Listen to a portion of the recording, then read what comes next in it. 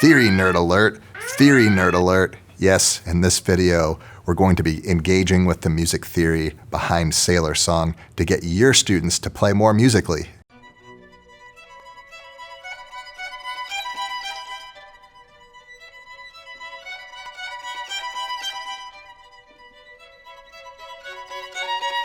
No matter how young or how old your students are, you want them to play with musicianship. You want them to play musically, and you want to get them to express themselves. That's the cool thing about learning a musical instrument, is that you can use the music-making process as a mirror to look within yourself and find out who you really are as a person. And it's a magical thing, but you can't really get them to do that unless you start getting them to emote. And to emote, they're going to have to understand how to tell the story, and to really help them tell the story, they're going to have to know the form, and they're going to have to know a little bit about phrasing. Sailor Song is in rounded binary, so it's an A, B, A prime form, and what that means is that it has two themes. It has an A theme and a B theme. And can your students listen to Sailor Song? Can you play a recording of Sailor Song? Can your students identify the two different themes? What makes it really easy to identify the two themes is that the A theme is in the Aeolian mode and the B theme is in the Lydian mode. And at least for my ear, I don't know about y'all, but for my ear, the Lydian mode is really easy to detect because of that raised scale degree 4, having those whole steps in a row and having that G to C sharp tritone is really easy for my ear to pick up, and it sounds a lot different. It sounds very unique compared to the other modes. Can your students hear the difference between the Aeolian and the Lydian modes? Can they separate those themes? Maybe, if not by the mode, maybe they can figure it out rhythmically. Okay, well, this one has eighth notes in it, and this one's just straight quarters and halves. But once they hear the different modes and they hear the A theme and the B theme, can they identify what's the same and what's different? And then have them address that as far as the storytelling. Okay, by switching modes, does that affect the mood? And if so, how? How does that make you feel different when we're in the Lydian mode as opposed to when we're in the Aeolian mode? To me personally, I feel very strongly that the Lydian mode has a different affect than the Aeolian mode. And having those whole steps in a row, it kind of reminds me of the so-called Impressionist composers of France in the early 20th century.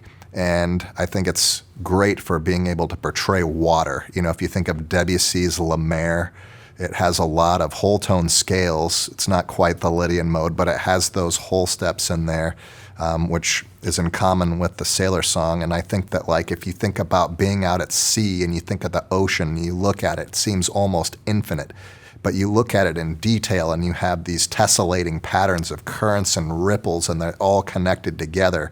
And it's kind of like how whole tones map onto each other, and then it just kind of never stops. It creates that sort of infinity effect. The other cool feature about whole steps in the Lydian mode is that having the whole step from scale degree 7 to scale degree 1, you never really have that half step part where we land on the tonic note. So it keeps us almost sounding nebulous, where we're kind of, are we in G? You know, we're getting a lot of Gs, but can we really feel that we're in the key of G, or is it kind of more wishy-washy, ethereal, whatever? We just don't really have a lock on our tonic note. The Aeolian mode should be a lot more familiar to your students. I bet they've played a lot of music in the Aeolian mode or listened to a lot of music in the Aeolian mode, or a lot more so than the Lydian mode for sure.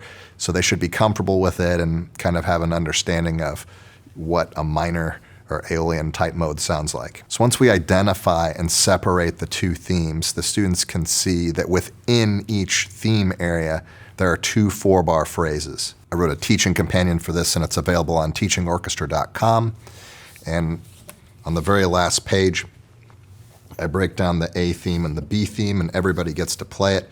And this is great for the violas, because the violas never get to play the A theme in Sailor Song, so they'll get to play it here in the teaching companion. I wrote it out with first and second endings, so that's very apparent that it's two 4-bar phrases here. We have a phrase that ends this way and a phrase that ends this way. And because of the two different endings, we have an antecedent phrase and a consequent phrase. One ends with a question mark and the other ends with a period.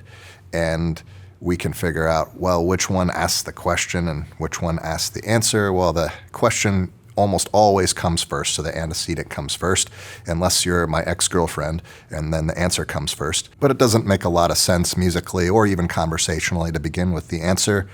And so question, answer, can they hear the difference in the cadences in measures 1 through 4 of the phrase, and then from measures 5 through 8, can they hear the differences between the endings of each phrase? And then once they start understand the difference, then we can start shaping those phrases with our dynamics, and we can have our dynamics rise and fall like the waves in the ocean. We can do crescendo 2, decrescendo 2, or if they're more advanced, we can do crescendo 3, decrescendo 1, which is going to make for a better phrase, but it might be better for students, especially at the beginning level, just to do 2 and 2. Can beginners phrase? Maybe not. Maybe they can't phrase. Maybe they're too young. Or maybe they can, and maybe if you give them an opportunity to do it, they can be more musical with their playing. And the more musical students play, the better they're going to get at their other techniques, because it's going to give their technique purpose. So you teach them how to phrase, and they're going to have a motivation to learn the other techniques because they want to be more musical and they want to communicate that emotion. Another interesting effect for phrasing is that it helps our students stay together. And I'm not quite sure why this is. All I know is when I start working on phrasing with my students, they lock in together a lot more tightly. I think it has to do with sort of this whole group communication effect where we're all getting louder and softer at the same time, that we're kind of breathing in these 4-measure phrases in and out. And somewhere in there is extra information for us to latch onto when it comes to tempo and beat. There's a lot of opportunity for fourth finger and sailor song for violins and violas. And in the next video, I'm going to go over some fourth finger tips so that your students get comfortable using their fourth fingers and it's not so uncomfortable.